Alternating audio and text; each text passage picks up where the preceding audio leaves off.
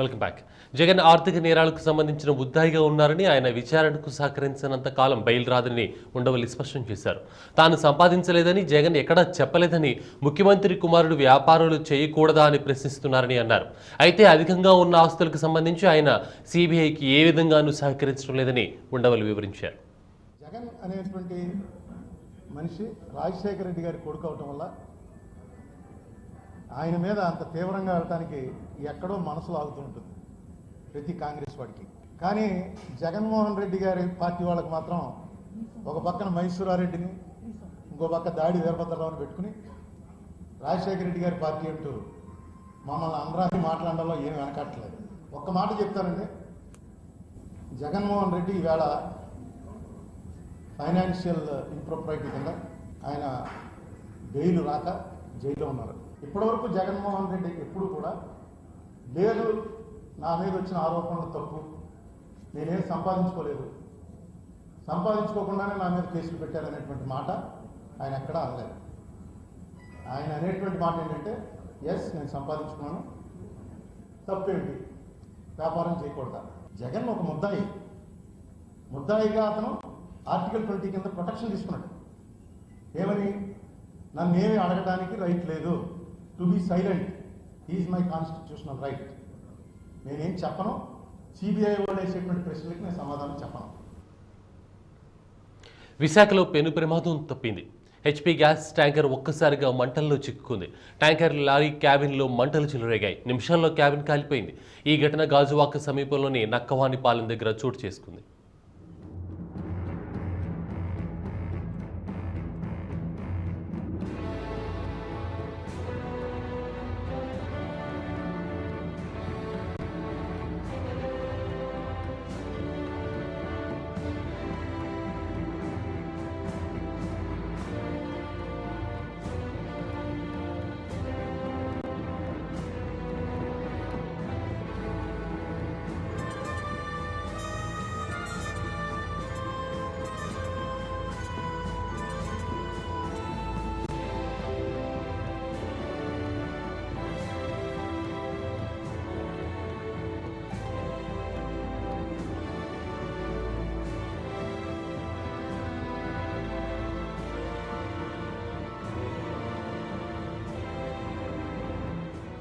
ఏం చేయాలంటే కుర్రోడు వెల్డింగ్ చేస్తున్నానండి.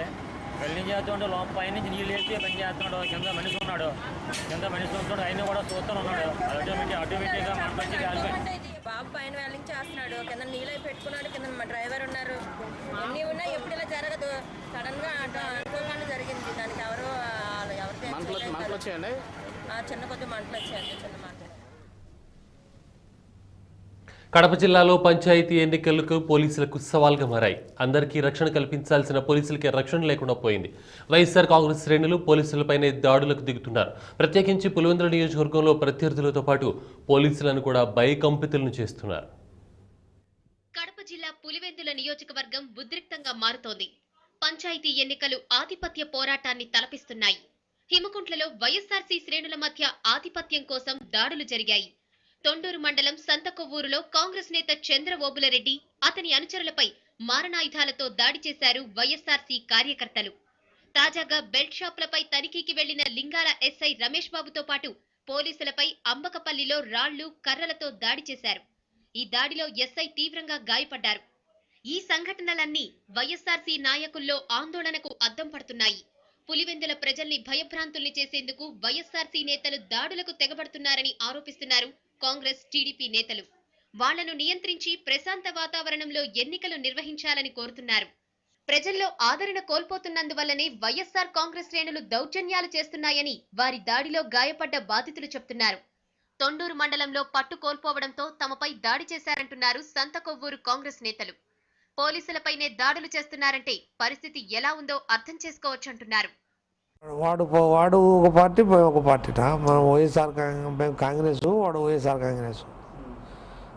వైఎస్ఆర్ కాంగ్రెస్ గెలిచలేదనా, అది ఓడిపోయే పరిస్థితి ఉంది. అది పోయిన సొసైటీ ఎలక్షన్లో కూడా మేము సులభంగా గెలుచుకున్నాం మా తొండూరు మండలం.